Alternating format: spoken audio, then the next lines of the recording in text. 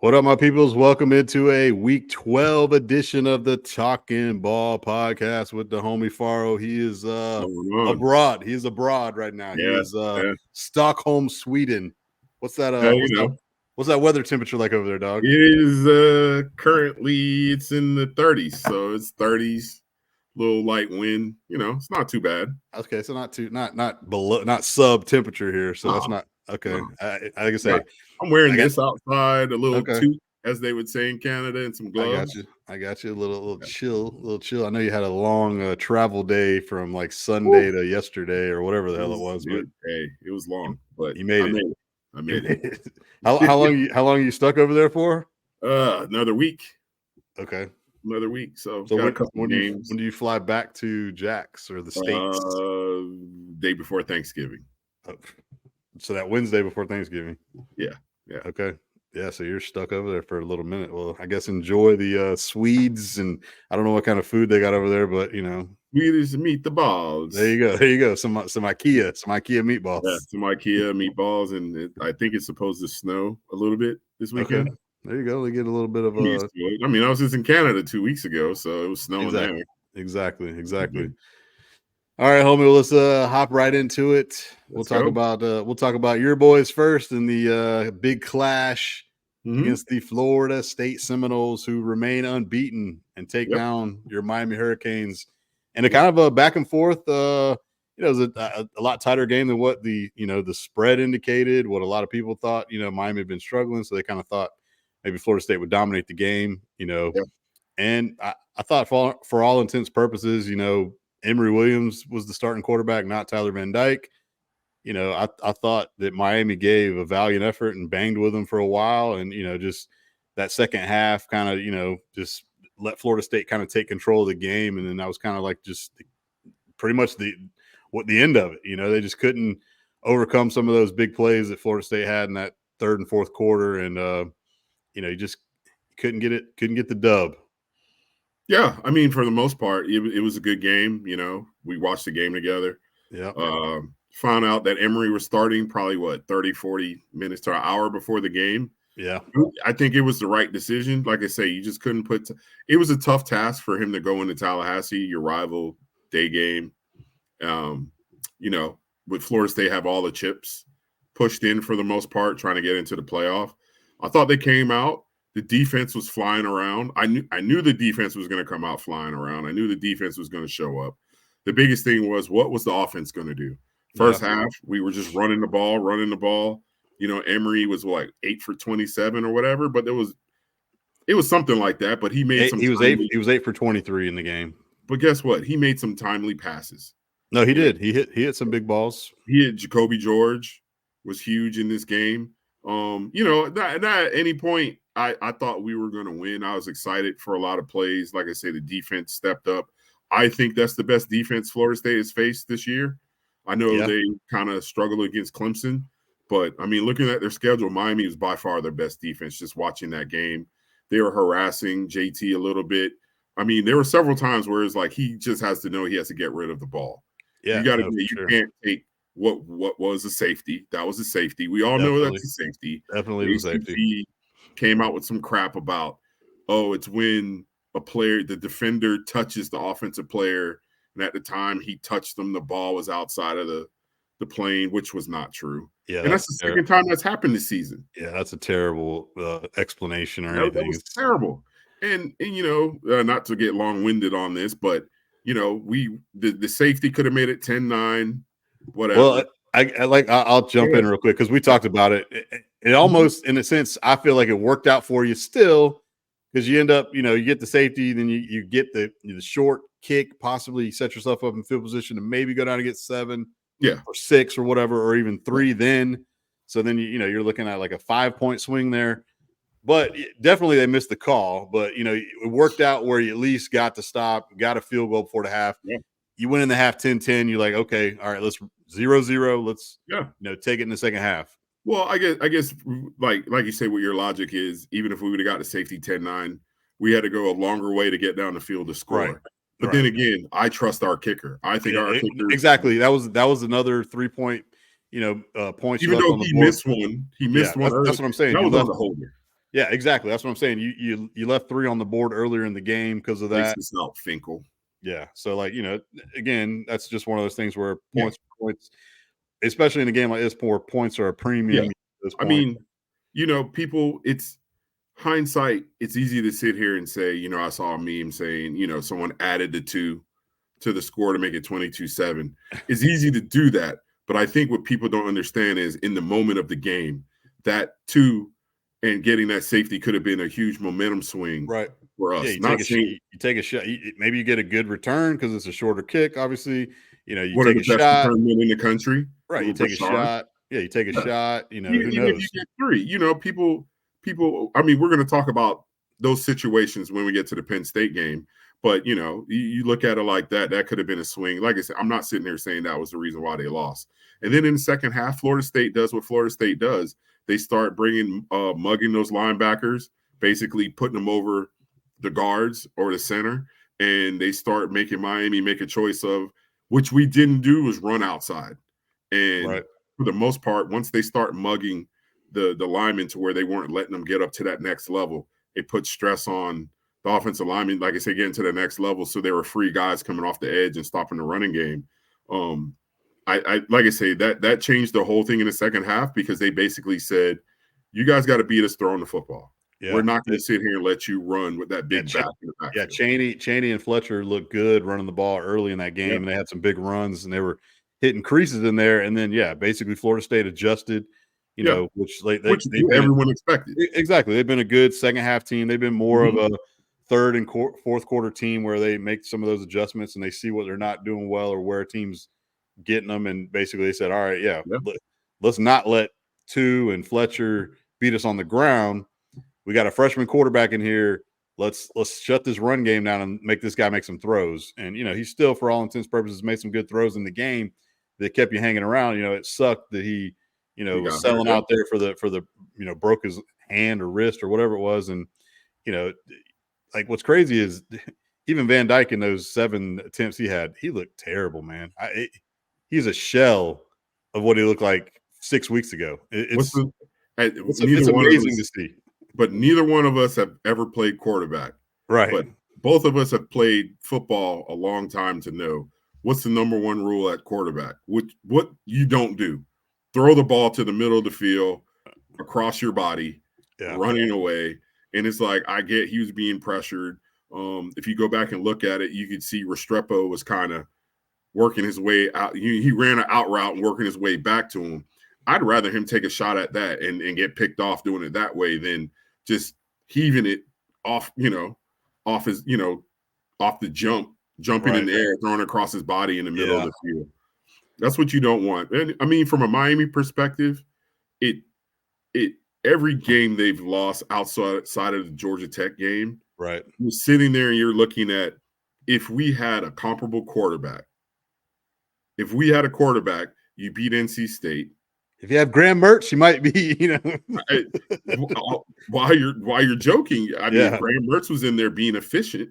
Exactly. That's sometimes what you need. Yeah. No one can sit here and tell me if Miami didn't have a quarterback, they couldn't win that game Saturday. Right. There's no way. Like you say, it's a rivalry game. They came out and played. They may come out and lay a dud against Louisville and put. What's wild is the line on that game. We'll get into that too. Like, but it's a pick 'em, dog. So I mean, like I say, the Canes, like you just alluded to, you go back to look at their four losses, scratch the Georgia Tech one, so that's 3 losses. You go back. Hell, Van Dyke actually played really good in that North Carolina game, except for the couple of interceptions he threw. Yeah. Well, the problem was the defense gave up 21 in the third. Exactly. North Carolina's ground game got rolling in that game, and then just the terrible loss last week to NC State, is where you're like, okay, what happened to this guy? The funny part about that? So NC State wins, and then the kid redshirts. The quarterback that played. Yeah. Literally red shirts like on Monday or Tuesday. I was like, I guess he got his dub and was like, I'm out. Yeah. Like I'm sure it was just 4 games, but it just looks funny, optics. Right. Yeah. Like I say, the Canes, definitely disappointing right now, the way some of these games are shaked out to where you were looking, 3 weeks ago, maybe after the North Carolina loss, you're like, okay, we got some games down the line here. Let's see if we can win some. And they're just not going your way. Finish strong. Let's finish strong. It's Miami Twitter is hilarious. It's like doom and gloom. Yeah, this is the worst ever. I mean, that's every fan base. What's wild is, you think about it, for all intents and purposes, the team we're going to talk about next, my team, the Gators, we're terrible right now. So, on paper, you've got one more win than we do. So we're both struggling. Well, you got Louisville coming in this week, who's a top 15 team. You got an opportunity to make something happen, and then you get BC to close it out. So, if you somehow can win one of these two or both of them, then you're going out on a high note. You win 8 games. I don't believe in moral victories or anything. I don't believe in that. But at the same time, I'm looking at the season as a whole. I still think you can't tell me that this season, even with the losses, isn't better visually than last season. Yeah. There's no way in the world. Like you said. Yeah, no, I would even say the same for Florida right now. It's just, good God, our defense, who we're going to talk about here in a little bit. But Bill Parcells said it the best. You are what your record says. Yeah. But on the flip side, so we got the Miami side out, Florida State, the Florida State side of things. You got your W. Just keep winning. Who cares where you're ranked? Who cares? You're still in the 4, and regardless, you got a mulligan with Michigan and Ohio State still having to play each other. Yeah. So you're still going to be in the 4 unless you lose. So you literally, for all intents and purposes, win your next 3 ball games, and you're going to be going to the college football playoff. Yeah, and then I think in the game Saturday, it's Johnny Wilson played pretty good. They really didn't get the ball to Keon Coleman offensively, but he was huge in the return game. Yeah, he had that touchdown. Yeah, I think he was only four catches for like 28 yards and a TD. I think it was. Yeah, 4 for 24 and a touchdown. Yeah, Johnny had 5 for 82. Yeah, and then Ja'Kai Douglas was the other big hitter. He had that 62-yarder. Yeah, but I mean, for the most part, offensively, you playing a defense like Miami, you figure out where your holes were or where they are going forward. Because, like I say, that's probably the best measuring stick for the Florida State offense that they've had all season, along with Clemson. We got to give Clemson a little credit. The great thing about this upcoming week, you could sit Johnny Wilson and Keon Coleman and give them load management again and get them healthy for the Florida game. Because I think that's what they need to do. Like I say, the one thing that was kind of weird to see is how improved the Miami offense. I know we're talking about Florida State, but how improved the Miami offensive line is, because I don't think we gave up any sacks. Oh, the pressures weren't there. Like, Miami did a pretty good job on Verse and Peyton and even Fisk and all those guys. So like they didn't really, like, Emory was pressured, but he was able to get rid of the ball. Right. So that's something they gotta Florida State's got some things that they need to get better. Defensively they need to tighten up, and offensively, you can't go into shells either. You can't go into where Jordan Travis is not playing well. Okay, well, where do we go? Benson needs to have a big game on the ground, all that stuff. So, Sponge, off the top of your head, how many times did we see Travis on the run where you're just like, dude, throw the ball away? It was probably like 3-4 times. He had the big sack at midfield, the safety. Yeah. No, definitely there was multiple times where he held onto the ball and wasn't able to get loose like he normally does sometimes, and extend those play. Like, he still does it so well where he just can get out of the pocket and extend a play, but there's also times where you guys were getting after him too. So like I said, the Noles have a layup game Saturday. We don't even have to break that one down. They're going to beat the hell out of North Alabama. The biggest thing this week is get your stars healthy. Yeah. Get the young guys some work. I mean, you still want to try and get that running game going, get some younger offensive linemen in there. Like I say, I think that they're going to be fine. They're still number 2 in my poll. I still think Florida State's a good team. I see you over there. But until someone beats them, I think they're still the second best team in the country. That's just my opinion. because the number 3 and 4 teams, well, one finally played somebody this week with a pulse. The other one, I just, but yeah, we'll move off of this game. It was a great game. It was a good time. Ricky, I know Ricky was a little stressed watching it. He was definitely, like, when you're, put it this way, when you're in a 1-score game, even a 2-score game, a tight ball game, a tied ball game at the half, I would have loved to see Emery finish that drive, though, to see what would I like I say, he probably would have made a mistake, but it still would have been great to see.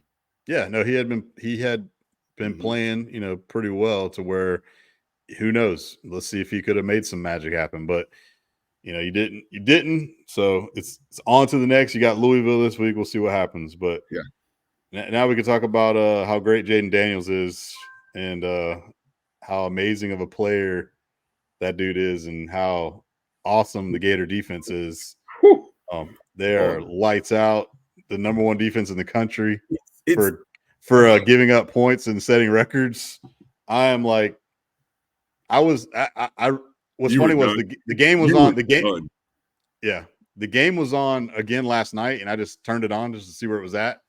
And I watched like about 10 minutes of it. And I'm like, because I was now remembering what happened. I'm like, damn, like, we literally were in this game late. Like, it was literally the series. It was where ETN scored and made it a 3-point game with like 11 minutes to go. Now, 11 minutes is a lot of time in the fourth quarter, but like, you're just like, this is a 3-point game on the road offensively, what we need to do. And then it's just like, literally they scored 3 plays later, and it was just like, it was a wrap after that. But it was just like, you come out early in the game and, you have some opportunities, you get a few stops. You're like, all right, let's see what we got.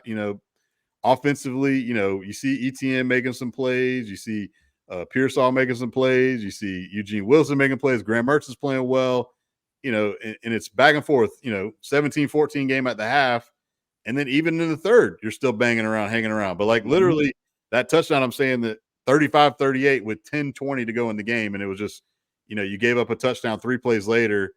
Then they finally get a stop on you, and then they score again in 7 plays, and it's a rout. But where this thing is just despicably ugly and atrocious, and the worst ever performance by defense in Florida Gator history, is the fact that you gave up 700 freaking yards. No, in the nation ever. No. It's the worst ever in UF's history. It's the worst. Yeah, that and I mean, Jaden Daniels became the first player ever to throw for 250 and rush, or 350 and rush for 250. I mean, FBS wise, give him the freaking Heisman Trophy. He's been unbelievable all year. I mean, just his ground attack running. Go back to that Bama game. A week ago, and you're just like, man, this dude is just killer. Here you go. I got the numbers for you. I do have one piece of a note. This is his last whatever games. 513, 5 TDs. These total yards. 425, 4 TDs. 418, 3 TDs. 410, 1 TD. 389, 4 TDs. 382, 3 TDs. 356, 4 TDs. 298, 5 TDs. 285, 4 TDs. And I think one of those games was Army, one was Grambling, where he had under 300 yards. Yeah, we had 372 passing, 3 touchdowns, and he had 234 yards rushing on 12 carries. He averaged 19 yards a carry for 2 touchdowns. Well, that 80-yarder he had out the back door he was sliding out there on skates. I mean, it was like, it was ridiculous. That was the other thing too. I think they ran 61 plays. Yeah, they ran 61 plays and scored 52 points. Yeah. It was befuddling. It was like, I don't want to hear the fact that we got youth out there anymore. These guys have been playing college football now for 10 games, 11 games. You're not a freshman anymore. I don't want to hear that excuse. Like, we suck on defense. It is terrible. Like, and I don't know if it's a combination of, calls that Armstrong's making. Now I'm second guessing him as a coordinator now. I'm like, I don't know what the hell to do. Billy needs to hire a DC and an OC. I mean, it's what was crazy, like the first half when they had those couple stops. They had those couple stops. And you're like, okay. we're feeling good. We it, flipped the field and all of that, and then they couldn't keep up. And then on the flip side of that, that was where Mertz had the fumble. It was like he's been taking care of the ball these last couple of weeks. Obviously, but you can't have that in this type of game where if you do hold, like we called it like a tennis match. If you hold serve, you got to score, and then if you got to go back and forth, and you got to be able to match what they do. That's because on the flip side, LSU's defense is terrible too.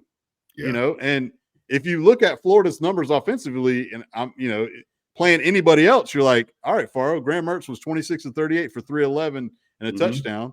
ETN had 99 yards and 3 touchdowns on the ground. Montreal had 70.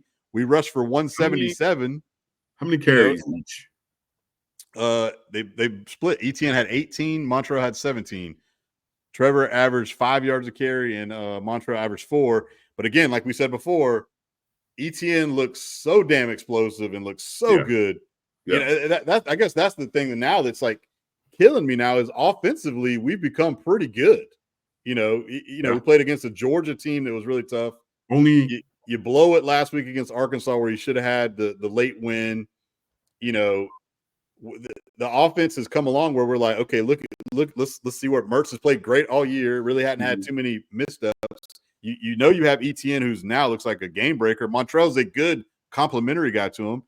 Pearsall, we know what he does, and now you've seen Eugene Wilson. So you're like, okay, we've got some parts where the offense actually looks comparable. But God dang, can we get some stops on defense? The only thing offensively, the only thing for me is there are times on some drives where you're like, can we be a little bit more creative in trying to get our playmakers the ball in space? Trust. Like, yes, running ETN, we know if he gets by that first line, we know he's going to put a move or run over someone. But there are times where I'm looking at Jackson and Wilson, and I'm just like, man, can we run like a bubble pass? There was one time where there was a play where I think they were in a bunch set on the right hash, and I'm just like, and how LSU's defense was lined up, and I'm looking at Trey Wilson, I'm just like, man, just fling it out there. This is the one time I don't mind you going horizontal because you get the ball to your playmakers quick, and go. The same thing in the Miami game. I'm telling you and Ricky, like, why no one wants to use the middle of the field. No one wants to, get it to their playmakers like quick. We want to see back shoulder throws and jump balls, and I'm just like, those aren't high percentage passes. No, very low percentage ball for sure. It's the most easiest, allegedly high percentage throw is inside routes, the slant, digs, steam balls. Those are all over in the middle of the area. I just want to see Billy be more creative. I know. I agree. He's like conservative, but he's not. He's like I don't know. Like it's going to be real interesting to see. I want to see where the offense looks against Missouri, obviously, and Florida State. Because if I see Chaney hit some of those creases, I want to see if can ETN hit a crease against Florida State. But on the flip side of that, we ain't stopping no damn buddy. So, Missouri's going to score. Missouri's going to score 40, and so is Florida State. So, can we score 40? But at the same time, we're like USC, man. We're like USC. LSU's offense is just on another level. Oh yeah, it is totally. And that's the thing. Like they abused. This is one of the best. Like, go back. It's different than the Joe Burrow LSU offense because Burrow was so efficient throwing, and they had so many of those weapons at receiver. But this run game element to it is amazing. Well, what's crazy, I think they're down to their third or fourth running back. Yeah, no, they don't have their starter. I think 2 of their backs didn't play this game, and then they lost the guy when he was juking the hell out of someone. Yeah, you think about if like a Florida State had to play them in the middle of the season or late. That'd be a scary proposition for anybody. You imagine watching. This is the bowl game I want to see. Can we sign it up right now? USC versus LSU. Yeah, they can play in the Holiday Bowl or something like that. Hey, if I had the money, if I was Dave Portnoy, I'd like, I want these 2 teams in my bowl game. Right? Yeah, do the Barstool game for sure. Like that. That would be some. What's the over? Take the over, baby. 100. Yeah, it'd be 100. It'd be 100. Yeah, just going back to your Gators, I can't say this enough. Got to hire OC. You got to hire a special teams coordinator DC, give them another year with the Yeah, no, bringing more guys, but I something's didn't gotta I didn't really change. watch the film breakdown to see like what's disheartening is you're watching these guys in coverage and like your veteran players and Marshall and Kimber are out there getting absolutely roasted. But again, when you're not getting pressure on Daniels and he kind of has time to throw the ball, I don't care who the hell you got back there covering. And So LSU has it's a combination of both. and Jaden 3-4 Daniels good is receivers. yeah, no, exactly. They're moving the pocket, they're moving them out, they're rolling, they're worried about that run so much. You got guys spying and not in coverage more. Then you're leaving. Then you have miscommunications with some of these younger safeties, and Bryce Thornton was out there. Castell's still a true freshman. Both of those guys are true freshmen playing safety. But when you got Kimber looking lost as hell trying to cover people, it's just not a good look. So it's like, do you just go with the true freshman at corner too? I mean, it's a bad combination of bad defense right now. Like, what was Malik Neighbors' numbers, if you have it up? Malik had I know he wasn't even the leading receiver. It was 11 had the most yards. It was Brian Thomas. Yeah, Brian Thomas. He had 6 for 150. So Neighbors was 6 for 132. So like 12 catches right there for almost 300 yards. Clinic. Yeah, nobody else really did anything. But Sponge, they've been doing that against everyone this season. Yeah, no, for sure. That's what I'm saying. Yeah, you go back and look at LSU. I mean, yeah, they have three losses. 10 against Alabama. I know he had like 10 catches for like 170. Yeah, he went off. Like you look at LSU, obviously they got the 3 losses. They lost to Florida State early. They had that shootout, wild, crazy game against Ole Miss, and they lost to Bama. So, but again, offensively, they've been putting up big numbers. They scored 28 against Bama. They scored obviously 62 against Army, 48 against Auburn. They beat Missouri, who we think is a really good team. They scored 49 in that one. They scored 49 in the loss. They scored 34, 41, 72, and they scored 24 in the loss to Florida State. So, I mean, they've been going back to the Missouri game. Remember, they scored like in light speed. They went 3 plays for like 80 yards in like 40-something seconds to win. Yeah, they scored like 2 touchdowns or a touchdown and a field goal late in that game to basically win the last like 3 minutes. But, I mean, going into the game, we both said that. I totally thought Florida would lose the game. I didn't think they were going to win. Yeah. It's just when you get in the game, you're like, okay, it's kind of like like Miami. Like we both thought Miami was going to lose the game. Can you make it a game? And the Gators made it a game for about 3.5 quarters, and then just ran out of gas. Couldn't keep up. Then the Heisman took over. Exactly. He's the Heisman winner. I don't even think it's going to be just Heisman talk real quick. For me, it's going to be him, Bo Nix, and who would be my third? This whole Marvin Harrison Heisman. No, hell no. No. You don't even put that in there. Hell, what's crazy is you want to really talk numbers. If you look at the 4 best receivers in the country, he's not even like Troy Franklin's got great numbers. Who is it? Who else? There's like 2 other guys. Dunze or Polk. I think Rome has pretty good numbers, but it's somebody else. It's literally 4 guys, and you look at the numbers, and it's like they're all the same. Like so, it's not. Marvin Harrison's he's not having like a prolific year. He's balling, but that's a quarterback situation, for the most part. But yeah, I mean, also our guy up in Athens, he has to be in the conversation as well. Carson Beck, in my opinion. Yeah, no, he's got another. Carson has done nothing. We'll jump right into that too. Carson has done nothing at all to show you like there's been a drop off. People were doubting him early in the year. They were, saying like, he's not playing great. Mike Bobo's not really calling play. Like, but when you look at the numbers, you're like, what are you talking about? Dude has been consistent all year. He hasn't been too high where he's like killing it. He hadn't been too low. He's been perfectly fine to run that offense. And here's the thing, like we always say with Georgia and Kirby, as we get back to this back half of the season around Florida, Georgia, they put the nail in the coffin in the Gators, and then they just extend to the top. And that's exactly what they've done back-to-back 3 weeks in a row now. They put a number on teams that have been ranked in the top 15 and the top 10 and won with no problem. Now, Missouri gave them a little bit of a challenge last week, but, I mean, they beat the dog out of Ole Miss, which is what I thought they would do, just that night game and all that. And I think they're going to beat the hell out of Tennessee this weekend too. Dude, he was back there just Let me throw it to Yeah. this guy. Let me throw it there. Oh, Brock Bowers is back on the field. Yeah. Oh yeah, Brock's back. Okay. Yeah. Let me throw it to I was guy. like, damn, are y'all really going to play Brock Bowers in this rain game, Kirby? Yeah. Like, okay, all right, yeah. Hey, that's why you're the head coach making $8 million.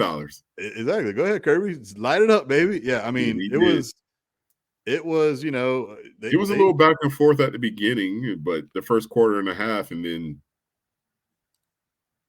Yeah, I just feel like they dominated them. Yeah, like I say, what was Carson's numbers? Carson was let me pull it up here. Like I say, the crazy part too was how they shut down Jackson Dart too. They made him look very average. Yeah, Carson was he was 18 of 25, so on target almost all day for 306, 2 touchdowns. Like I said, the only thing that's going to kill Carson is when he'll get the big play and they get down to the red zone and they're going to run the ball in.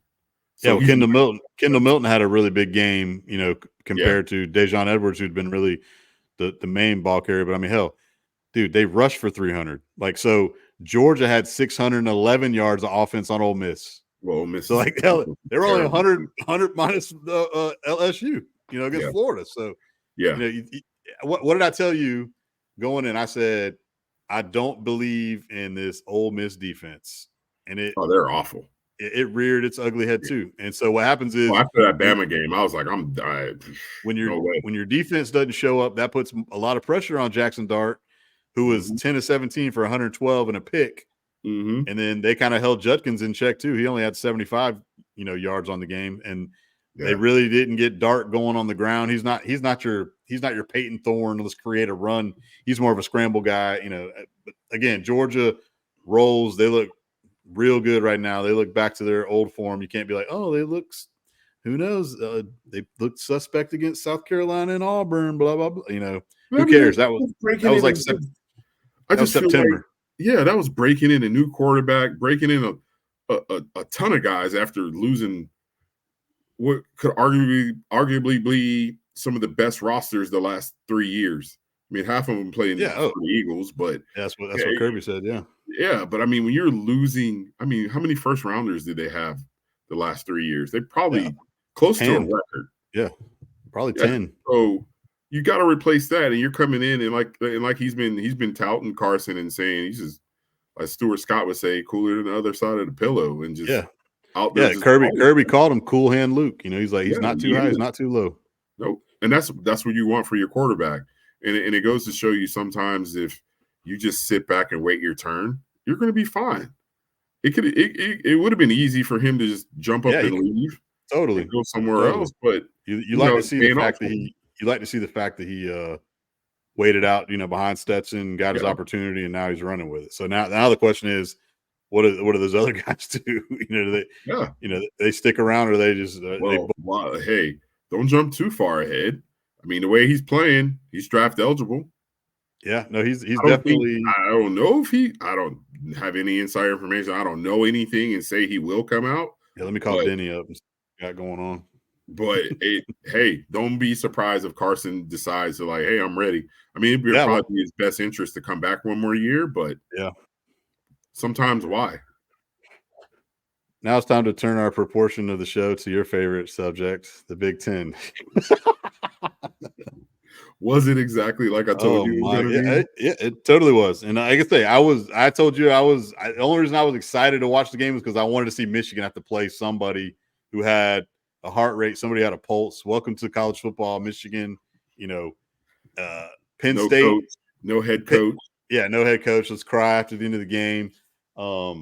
Like he's dead or something, like Jim Harbaugh left us. And, it was such a sad affair for the boys in blue, but Penn State's offense is terrible. We talked about it. Like you're hoping that maybe they can get the ground game going. Drew Aller can make some throws. I'm a Drew Aller fan. You remember you were touting Drew Aller all season. I'm not gonna lie.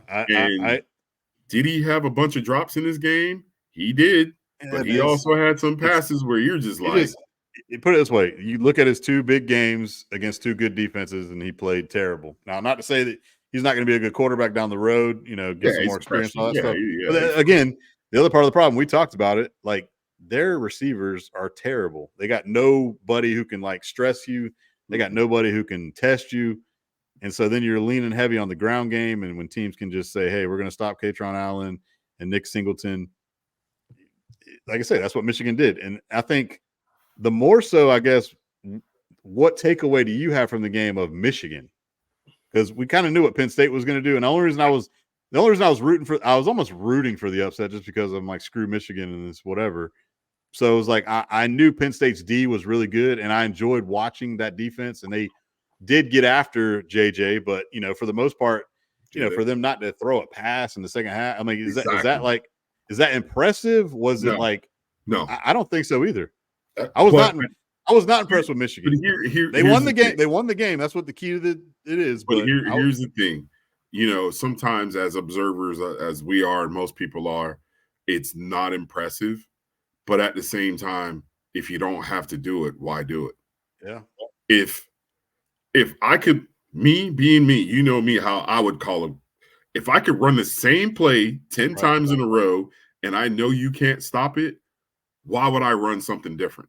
Yeah, why would I arbitrarily throw the football if I know I could run smash to the right or left and we do that all the way down the field? Why would I do something different? Yeah. Especially when we have the lead and your coach over there is doing dumb stuff with analytics. Yeah, we talked about this. As soon as this happened in the game, I was ready for the text messages before you got over to the house. It was literally the sequence where they finally got in the end zone to cut the lead down. It was 14-9, and they decided to go for 2 instead of take the extra point. And I basically was like, at that point, I'm like, hey, this is where you're playing in a game like this. You're trying to cut it to a 1-possession game, as in a field goal. Yes, you might be chasing points later, but I was like, hey, I don't mind the James Franklin aggressiveness there. And they actually even ran a decent play. It's just Michigan stopped it, but I know you were like, take the points, baby, take the points. Because at the end of the game, you're theoretically not out of the game, even though it looked bad, but you're chasing. So they scored, they went for 2, they didn't get it, right? Yeah, it was 14-9. So Penn State got an early field goal, then Michigan stormed back and scored 2 touchdowns. Right. And then right before the half, Penn State scored a touchdown, and then it cut it to 14-9, and they went for the 2 to make it. They were trying to make it 14-11, so make it a field goal game. Instead, it was still a 4-point game then, So my whole point was, yes, it's a 4-point game versus a 3-point game, or it was always going to be you had to score a touchdown regardless. So I get like I say when I responded to you. Go ahead. When I responded to your text, I said I get the logic, but you will be chasing points later on because my thing was you take the 10, you're down 4, you come back, you stop Michigan, you hold them to a field goal, you're only down 7. Right? And at that point, if because they went up 17-9. Yes. Yeah, they went up because they kicked the field goal 17-9. Yep. So now you're down 8. Yep. So like I say, my ultimate thing with that is you're still down 1 possession. Now you got to get that 2-point. You got to go for 2 again to get to 8, but you're still only down 1 possession. But that's my problem. Now you're chasing the 2-point conversion the next time. I know. So now they didn't get it. But the point of that is the only point of that is it's still a 1-possession game. That's only in this game. Because here's the sad part about it. Here's the sad part about it. And this is going back to my Duke theory. When you're in a game like this, you're just like, dude, are we ever going to score again on these guys? Like we stink. Like I just don't think you got to go in like that, because I feel like if you're playing LSU, you're playing USC, Washington, these high-powered offenses, I could get the logic. But for me, you still got to put in the strategy of who you're playing against. You're playing against Michigan. It's not like Michigan was going to sit there and be throwing up 30, 40, 50 points. I'm not saying they can't, but that's not really what they do. And that's why I felt like you don't chase those points. You take the 10, you go up, the 4-point lead. Like I say, if you have faith in your defense, all right, we're holding the 3, and then we're only down 7. So we got to score and we could tie it. But like I said, every time, and then it got to the point in the game where you're just like, well, Well, guess what? You missed 2-point conversions. So now you're down 2 possessions. Whereas if you was taking your points, you would only been down 7 at the end of the game. Yeah, Because well, bottom line, bottom line, Penn State didn't stop Michigan. no, And they no, were down no. 24 to 9. I get that, but you could have had it at 24-17, is what I'm saying, with an opportunity to possibly tie the game at the end. But when you're chasing those points, you put more pressure on yourself, in my opinion. Like, we got to have this 2-point conversion because we're going to get the ball back, but we got to have this 2-point conversion. Whereas you're like, coach, just take the extra point. Let's take our extra points. And then when we need to do the 2-point conversion at the end of the game, we'll do the 2-point conversion then.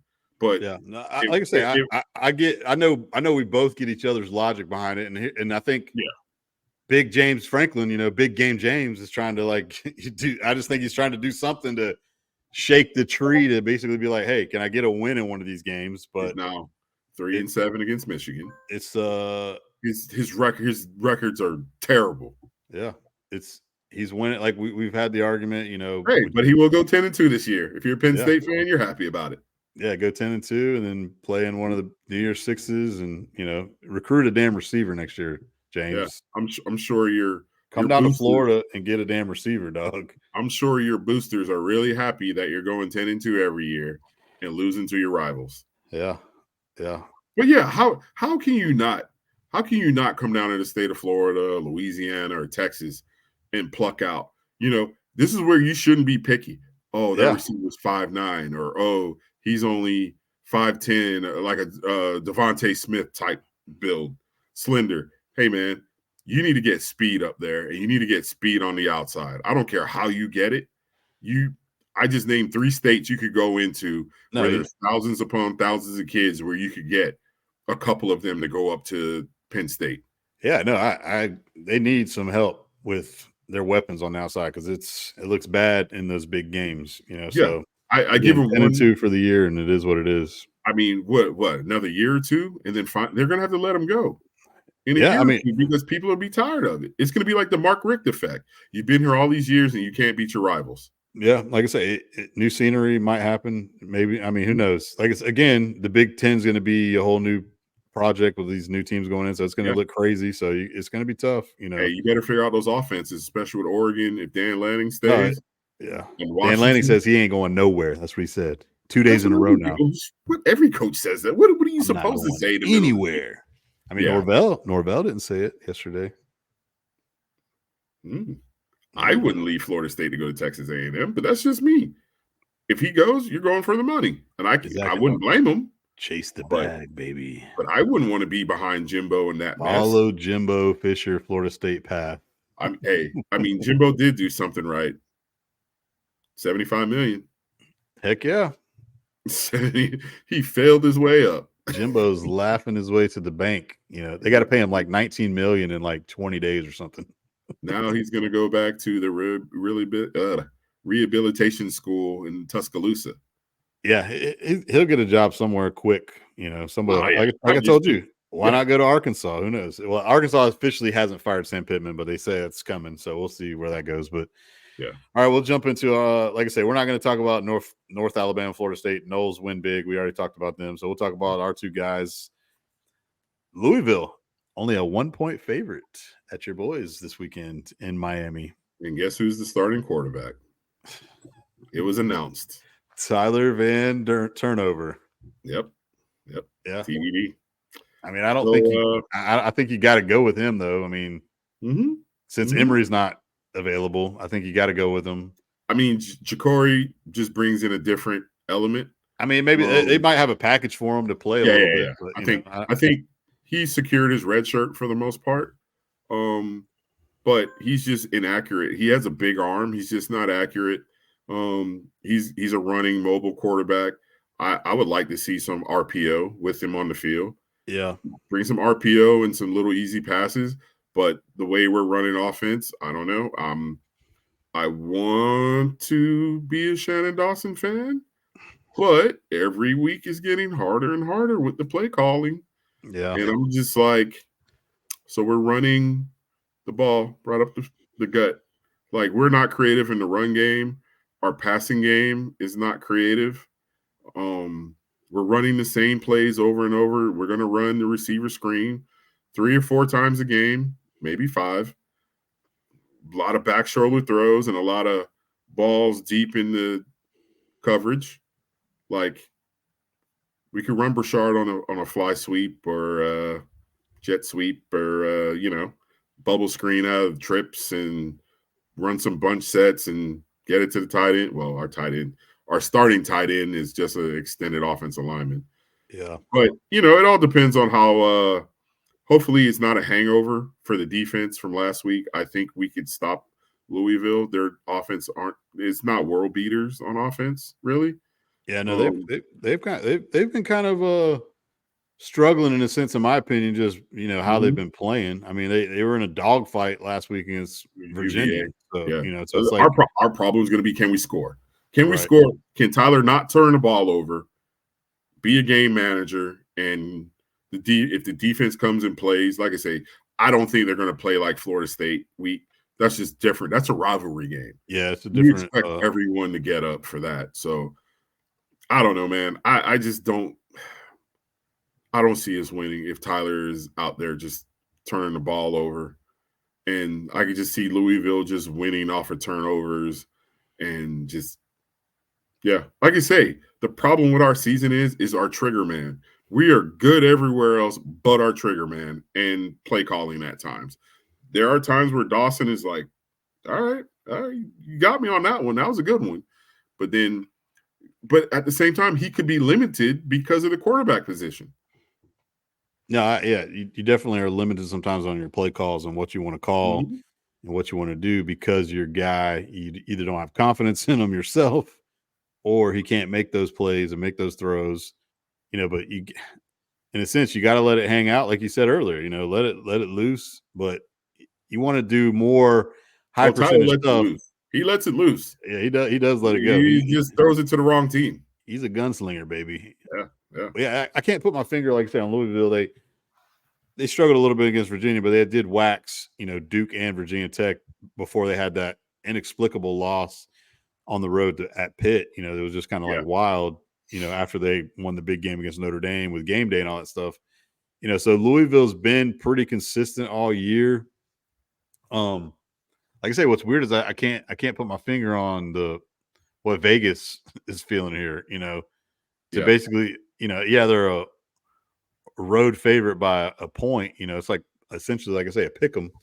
So they must like something that Miami's done. So, I like where you guys are, but again, it goes back to against Florida State and the last couple of weeks. Like you say, if Van Dyke turns the ball over, then forget about it. There's no so chance. I mean, I feel like it should be a competitive game. You can't have that hangover. Defense needs to bring their hard hats and come back again to keep you in the game, to say, hey, let's at least keep us in this thing. Like for the last 5 weeks, they've been outside of the North Carolina game. Our defense has been, I mean, and Florida State was touting their 30 games of 30 points or more. Not 30 games. It's probably like since the beginning of last season or end of the season before, where they've scored 30 points in every game, and Miami kind of snapped that streak. So, I mean, that tells you that either they're not playing good competition, as everyone want to say, right, or our defense played really good. Like I said, I think the defense played really good. They played lights out. I think they're going to come out and play again. We'll see. I just have no faith with the quarterback position. That's the only thing. So I have to take Louisville in a win at the moment. I'll be happy to see them win, but if Tyler from 2 years ago shows up somewhere somehow, I'm not going to say what I was thinking, but yeah, I was just going to say. In other words, he needs to go talk to Jason Giambi for the red thong or the leopard thong or whatever. As Gus and Ross would say, he needs to go see the wizard. Yeah, whoever that wizard is, he needs to go down the Yellowbrook Road. He needs to see the wizard, dog. Yeah. All right, dog. Well, my boys hit the road again to cold Columbia, Missouri, Saturday night on ESPN. Apparently, everybody hates making that trip out. We're literally playing 3 in a row Saturday night games Luckily, the weather doesn't look too horrible. Usually this time of year in Missouri, it's about 20 degrees. It's only supposed to be 61, so that's a good thing. That's the only thing we got working for us right now in the offense. But Missouri definitely made a statement last week with their smashing of Tennessee. I mean, they beat the hell out of Tennessee. Yeah, Schrader with 200 yards rushing. Yeah, Cody Schrader looked really good on the ground, so expect him to go for 400 against us. Brady Cook will probably throw for 300, and we'll give up another 700 yards is my prediction. It's going to look a lot like this past weekend, I think. I think Florida offensively can maybe move the ball a little bit. I don't know. I guess that Missouri defense is tough, man. No, that's what I'm saying. That's where I want to see. This is like a measuring stick for my offense now.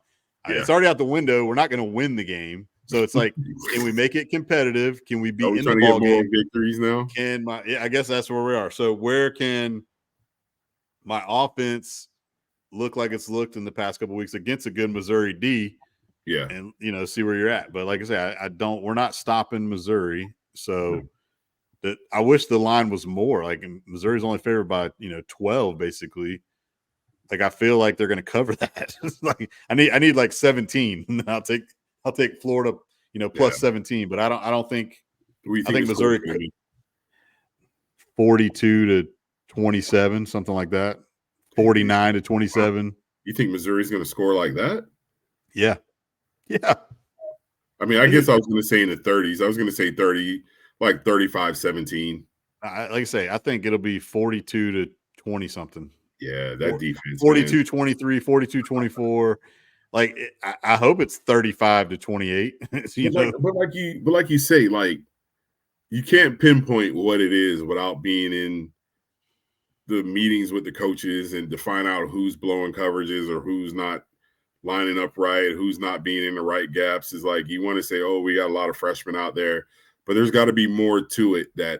What definitely didn't help was your leading tackler being out for the rest of the year, who was your guy who can fly around, Shamar James. Like he's a big player, but where I guess the disappointing part too has been your front. You can't really be like, I know Princely was having a good season PFF wise and all that stuff, but he, like, when you go back and look at it, is he sacking the quarterback? Is he putting pressures on the quarterback? Okay, it's just him. So what about your two transfers you got in the D tackle area, or Big Dez? Those guys have all been underwhelming. Dez hasn't done anything since the beginning of the season. Yeah, he hasn't done anything. Then he's just a run stuffer. So for sure. This week is the week where you really need him to step up. Yeah, he needs to exactly. I don't expect Dez to do anything against that LSU offense. No, for sure, he's too slow for that. But Chris McClellan, Kelby Collins, those are two young guys. It's encouraging to see those guys out there, but they're not making plays. And linebacker has where we've been awful for years. It's been bad. Like Florida, I don't know when the last time we had a good linebacker besides a Shamar James, who, it is what it is. He's still not, the caliber of like big dog linebackers like some of these other teams like a Georgia and Bama would have. So then you compliment him being out of there. Who like Scooby looks terrible. 17, he's awful. Wingo, the transfer from Ohio State, Taraja Mitchell, like he's been bad. And then so as you keep going down to the back end, your solid, alleged 4 or 5 star corner has been terrible, and Jason Marshall. The other guy, your transfer from Georgia, Jalen Kimber, has been terrible. Now you got 2 true freshmen at safety. So it's just been week by week by week. You see where take it all the way back to the South, Kentucky, South Carolina, those 2 games early in the year. You go on the road and you just get absolutely railroaded on the ground game by Ray Davis in Kentucky. They don't even complete 6 balls and you get killed. Then you turn around and you play at South Carolina, and Spencer Rattler and those guys throw it all over the yard and go for a big number on you. You just happen to score offensively that day. So again, the defense since basically Tennessee 3 weeks into the year has been piss poor, awful in every single game. Like I say, Kentucky put a number on us. South Carolina put a number on us. Georgia put a number on us. LSU put a number on us. Arkansas went up and down the field. So it's you might be right. It might be a big number because you guys have given up 30 in the last 3-4 games. Yeah, it's been like, let me pull it up, buddy. It's been bad. Like We've given up a lot. Go back to that Arkansas game. Like, that was KJ Jefferson's best game of the year. They scored 39. Georgia scored 43. South Carolina scored 39. We shut down Vandy, baby. They scored 14. Kentucky scored 33. There you go. That was it. Like, so the week 1 through 4 didn't matter. Like, Utah, that was week 1. That was against a non-great Utah offense anyways with a backup quarterback. And then we front run Tennessee out to an early victory. And after that, so since that Charlotte game where we went on the road at 2-2 against Kentucky, it has been all down. That defense has looked terrible. And it's progressively gotten worse. So it's like, where are we going to clean that up? It ain't damn on the road at Missouri. So they're going to score 40. They're going to score 40 on us. There's got to be. Graham Mertz's got to score 40. there's going to be there's got to be a lot of changes in Gainesville this offseason. Not trying to get through these next 2 games, but I mean, everyone could see it. We said it. I said it, 3 weeks ago after the Georgia game. It was we saw the last 4 games on the season. It was your best chance to win is at home against Arkansas. You blew it. You lost. Did I expect you to win at LSU, Missouri, and Florida State at home? No, I don't. So it was going to be stealing. If we got one of these last 3 wins, it was going to be a complete steal. So you already lost one of them in epic proportions of failure on defense. So what do I think it's going to do, this weekend? Not at all. So I just feel like, hang your hat on Graham Mertz and the offense and make some plays and at least make it fun and interesting and, let the chips fall where they may. Maybe you see what happens. I just want to see where this offense is against a Missouri D and a Florida State. That's where I'm at because we know what the defense is going to do. So, again, like I say, L to the victories. Another loss for the Gators, baby. No bowl game this year. Bowl game. I already know how you feel about the bowl game. Yeah, I honestly I don't care this year because it'd be a December 12th game, and we'd have 4 practices, and we'd play in the Bahamas Bowl or some shit. But they get some swag and go to your hometown in the Bahamas, baby. So if they were to make it, that'd be fun. Yeah. I watch the Bahamas Bowl every year. But if they somehow made it to a bowl game, they better use all 15. They better figure out a way to use all 15. Yeah, like I say, I don't know how that works if you play before the time. Hey, you better figure it out. You need more than 4 bowl practices. Yeah. And if the players don't like it, they probably don't need to be wearing the orange and blue. Yeah. No, for sure. For sure. No, like I said, honesty. No, I agree. The other big games, I guess we'll touch real quickly on this weekend. I think Georgia beats the hell out of Tennessee. I don't think that's a good one. The Utah-Arizona game should be sneaky good. Utah's been, pretty consistent. They had a tough one last week at Washington.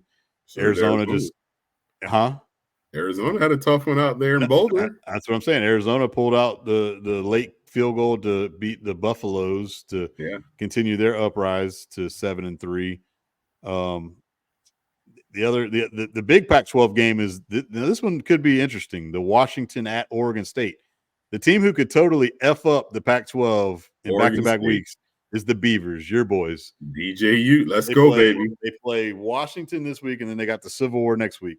They can completely mutilate and just murder all Pac-12 chances of going to the playoff if they win these 2 games.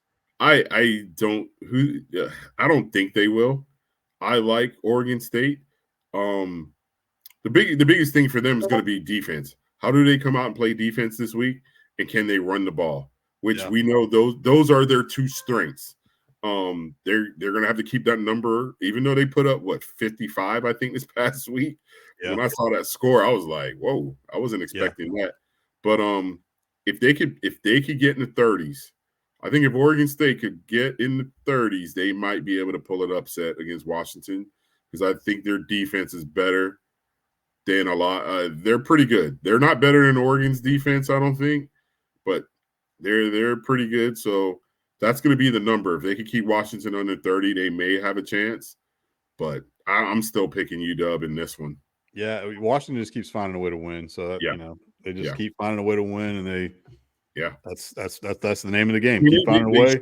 They struggled a little bit against Utah, but they, like No, you said, they found a way. they've haven't looked impressive since that Oregon win. They've kind of struggled the last 3 or 4 Yeah. weeks, Like they and thought the season was over after yeah, that they're game. like kind of limping around here. And here's the thing: you're kind of messing around and playing around. Mhm. You could get upset this week. So, for all intents and purposes, I think if Washington loses, I think it's going to be really tough to get them in the playoff with a one loss. I feel like if Oregon, I know we talked about it, we feel like it's going to be a rematch.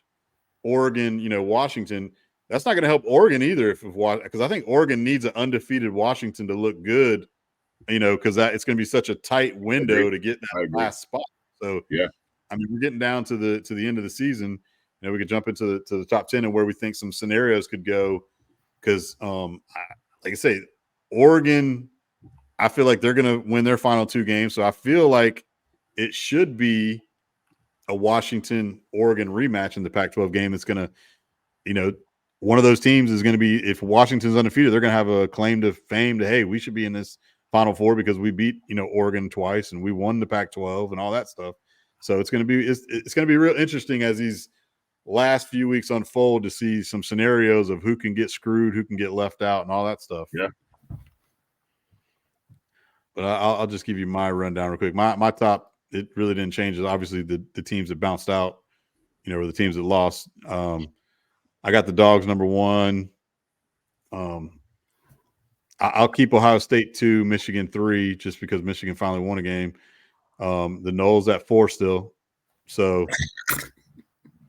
they're in the playoff, baby. They're in the playoff, baby. But I could make an argument for an undefeated Washington. Why not? I mean, like I say, Washington. I bet you could. I mean, let's do the number game. Like Washington's wins right now are looking better than Florida State's. Well, because what do we say? What about Michigan's wins? Yeah, they've just been impressive, and they have a big win against a top 9 team.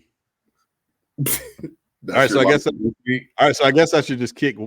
So in that logic, what I'll do is I'll go Georgia 1, Ohio State 2, Florida State 3, Washington 4, Michigan. You're out. You lose. I got Oregon right there after that. I'm surprised because I'm sitting here waiting on you to be like, Florida State, you're out. Honestly. No, they'll be out when Florida beats them next week. Now I got Texas, Bama, Louisville, and I got your Oregon State Beavers at number 10. It's pretty much like the AP. Right. It's pretty much like the AP. Yeah. And that's where I think that's where I think the college football, committee is going to be, with it. So yeah. I mean, for me, still got Georgia 1, Florida State 2. I think I had Ohio State 3, Michigan 4, UW, Oregon, Bama. Like you said, I got Oregon State in there. I'll put Missouri at number 10. There you go. Hey, why not? Why not? Like I say, no love for Louisville. All right, no. This is a good hypothetical that I want to throw out to you and tell me what you think. I already know what you're going to think, but I just want to hear the good argument of this one. Okay. All right. We get to the end of the year here. We already know who's playing in the SEC championship. It's already set. Georgia, who probably is going to be number 1, I think, tonight in the new college football playoff, right? When you think they're going to jump number 1 since they've had 2 back-to-back weeks against Missouri and Ole Miss? Yeah. I would assume so. That's what I'm going to assume. So we'll say Georgia teams. Yeah. Yeah. So I would say Georgia's 1. It's probably going to be Georgia 1, Ohio State 2, Michigan 3, Florida State 4, Oregon 5. And are you going to ask me if Alabama, Georgia plays and if Bama wins? That's what I'm going to ask you. I figured. Are they automatically? It depends on I think it depends on everyone else. Okay, so what if here's my question. What if it boils down to both teams have the same record? They'll both be 12-1. Texas and Bama. Who gets that last spot? So by your logic, I'm going with if you're saying if Bama wins, right? Bama beats Georgia. Is Georgia completely out? They're gone. So you're looking at a Florida State in the top 2, the winner of Ohio State, Michigan in the top 2. One of them are gone. And then what are we saying about the Pac-12? Let's go Washington. Oregon. Let's go Oregon. So Oregon jumps to number 3 just because they beat the number 5 team in the country. All right, cool. So that last spot, Yep. I would have to put Bama over Georgia because they beat them head to head. What do you do with Texas, who beat Bama? That's a good one. That's a good one. That's some utter chaos right there, right? Going against my logic, if you put the resumes next to each other, I think you have to put probably Bama in over. Hey, Toro's he's on my side for once. I think so. I mean, you think about who they played. They beat Ole Miss is in the top 15. They played LSU. They would have beat the number 1 team in the country, right? In Georgia, and who else? Go down there. They beat Ole Miss. They beat LSU. They would beat Georgia. Kentucky's not any good anymore. Arkansas's not good. So yeah, Texas is only hanging their hat on the Bama win. Exactly, and that was back in September. And if you really look at what Texas is doing right now, Texas is kind of muddling around, dude. Yeah, and like I say, that's going against my logic of the head-to-head. That's what I'm saying. That's really what I wanted to get to. I wanted to know what you were going to say about that because I know you are heavy on head-to-head, which I am too. It means a lot. Like these two teams played each other, and that team beat you at your house and all that. But you still got to factor in everything else. I agree. I think the whole thing has to speak for it. And if you look back after Texas lost that game to Oklahoma, who now Oklahoma is a shell. I think the other thing that hurts is the fact that you were hoping you were going to be playing an undefeated Oklahoma team in a rematch to help bolster yourself. The fakest team in America, So yeah, you literally look at Texas, what they've done since that loss. They struggled with Houston, won by a touchdown. They basically had to claw back and forth against K-State when they should have lost that game. And then they only beat TCU by a field goal last week. So, and then you lose Jonathan Brooks to ACL, which they have CJ Baxter. CJ Baxter, he's no Jonathan Brooks. That's a true freshman, 5-star guy you're replacing, but Jonathan Brooks is your bell cow. He's been your stud. You're getting your quarterback back healthy. Don't get me wrong. I think Texas is really damn good. But I think for all intents and purposes, if you look to what Bama would have done since the loss to Texas, you're like, okay, they basically beat Ole Miss. They beat Ole Miss. Here you go. The ranked teams they've beaten: Ole Miss, Tennessee, LSU, and then they would eventually beat the number 1 team in Georgia. Like Texas ain't got nothing like that.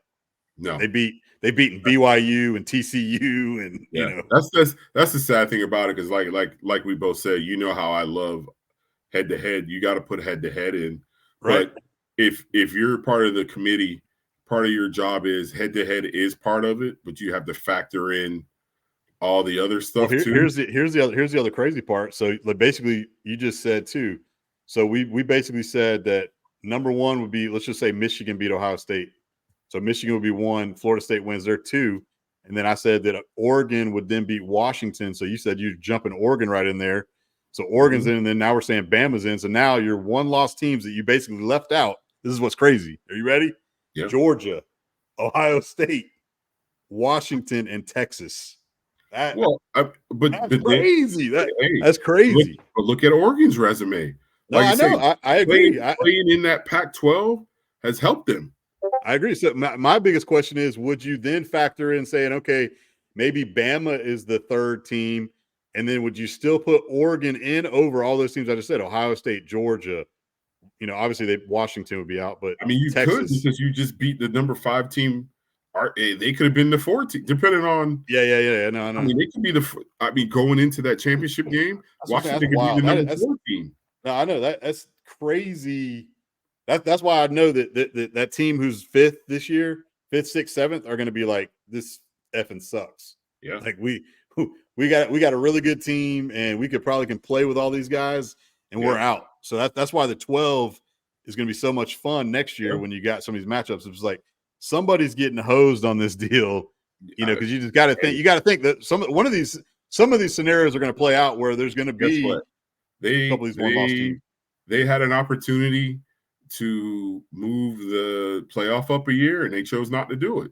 Yeah. So I don't feel bad for them. Like that's when all the presidents should have stepped in and just said, "Hey, why?" Yeah, no, I don't feel like it is what it is. It's just this is going to be one of those years where you get what I'm saying. Like, why are you waiting? Why did we wait this long to do that? Like, how pissed are those people in Austin going to be Bama was to get in. But Sponge, like I said, if everything was even, if Oklahoma would have just kept winning, right? and if they would That's beat what I'm saying. Their arch rival in the Red River is really hosing them. Yeah. You know, and then who else have they played to where you could hang the hat on? nobody at all. Yeah, they beat Oklahoma State. You know, yeah, who just lost? Yeah, exactly. But man, what a blowout that was! Good God! Yeah, but to UCF. Yeah, Think about that. Even if Oklahoma State would have found a way to keep winning to stay in the top 15, right. Then you could throw that in there like, well, they beat the number 15 or 13 team. Just right. If you're the committee, just if you're trying to find an excuse. But now they have no one. Yeah. No, for sure. It's like I say, it'll be interesting to see. And you know, that's like, here's the crazy part about it. And the good part is, like, you know, whoever loses that Michigan Ohio State game is out, you know, in my thoughts. They're done. And I feel like if Georgia loses to Bama, they could be out. They're out. You know, that's crazy to think, you know. They're out. If Florida State loses, they're done, you know. So to help Georgia and Bama next weekend, rivalry weekend, they need some upsets. Yeah, they need some they need like a Oregon State. They need Oregon State to win one of these next two. Right. Knock off of Washington, knock off of Oregon State or Oregon, and you know, kind of move them down a rung. Yeah. You know, then, you know, obviously but you know what the committee would do? They would find a way to get Michigan and Ohio State in. Yeah, see, I think they're gonna have a hard time doing that just because that game is literally one of them's gonna be, I'm thinking they're gonna be 2 and 3 this week. So there's no way they're gonna keep one of those going from 2 to 4. They got to go to 5 and 6. Yeah. The only way that they can jump back in there is if teams lose, you know. Mm-hmm. But again, you're going to have, in my opinion, you're probably going to have 4 teams with one loss trying to get that last spot, maybe the last 2 spots, you know. Mm-hmm. And it's going to be fun to watch because we haven't really seen the huge upset, you know. Like we haven't had what's been the biggest upset, you know, come to think of it, like all year, really? There hasn't been one. Like a top 10 team hasn't gotten beat by a 3 or 4 loss team. Like, all the losses are to, like, you know, Georgia or Bama lost to Texas, Oregon lost to Washington, Penn State lost to Texas lost to Oklahoma. Yeah, right. Yeah, because you think about it, the top 5 they're all undefeated, so 5 teams. Yeah, there hasn't really been. I know that's we're down to 2 weeks left. Usually there's a little bit of chaos, so let's see if we can get an upset or two, you know. Yeah. Like big upset. Like Florida over Florida State. Man, that would be how much would you love that, Faro? I don't care one way or another, but if that happened, I don't yeah. That's crazy. Right? We're gonna have to check on some of our friends. Man, you ain't lying. Like I said, you ain't lying. And this is why we love college football, is because guess what?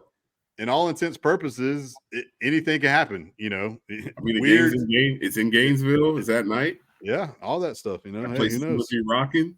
Yeah, I mean, it's like they got to play it as their Super Bowl. That's their bowl game. That's their national championship game. That's the way. I mean, that's what it is. So, you know, that's their playoff game. That's Florida's playoff game to get into the bowl game. And it's our Super Bowl to knock them out of the Super Bowl. You know, I mean, what better?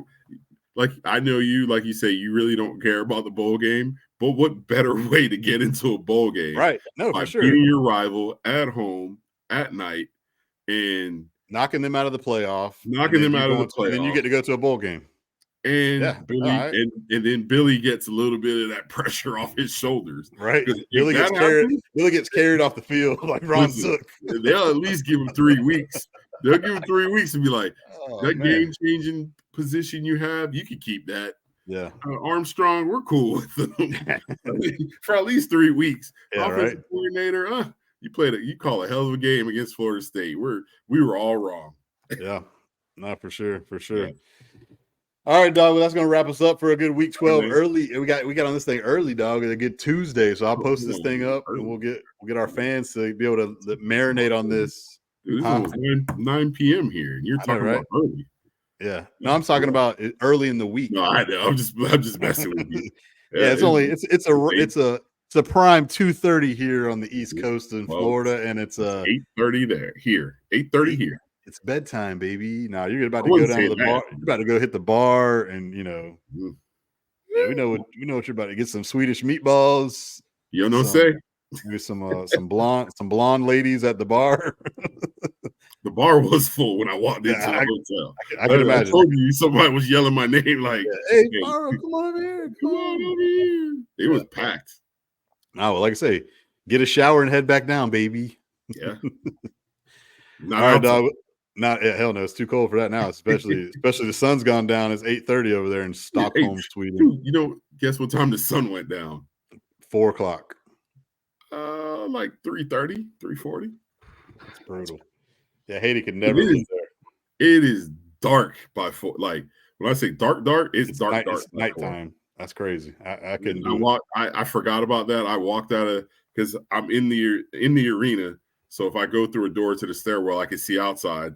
Yesterday, I stepped out there a second, and I was like, "Man, it's 3:40 and it's dark already." That's crazy, man. Talk about depressing. Yeah, that's what I'm saying. Haiti could not. The weather we've had in Jacksonville, literally since you were over here Saturday, has literally been the same Sunday, Monday, and today. Yeah. It's literally been dreary.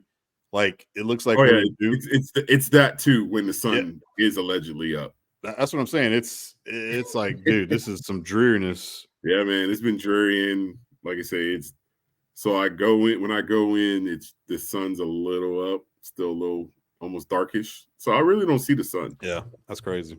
Yeah, I couldn't do it, dog. I couldn't do it. But all right, homie, have a good rest of the trip. We'll figure out when we can get on this thing. We'll get on this thing next week sometime. I don't know. We'll figure it out. Yep. We'll squeeze it in, but appreciate everyone for tuning in and listening to a week 12 edition. Like I said, we had some good games last week, some good games this weekend, and we only got freaking literally 2 weeks left. We talk a little rivalry week next week, and then we'll have championship weekend the next, and then are we gonna do the Army Navy edition? No, but we'll do some bowl. What's wrong with Army Navy? I'm not watching any games to prepare to talk about that.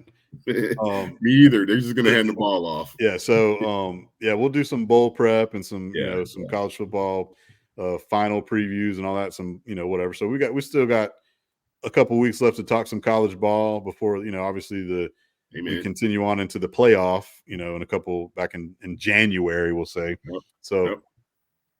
Tuning off, we'll holler at you. Appreciate all y'all for subscribing, liking the pod, and we'll holler at you next week for another edition of Talking Ball. We out of here, baby. Peace.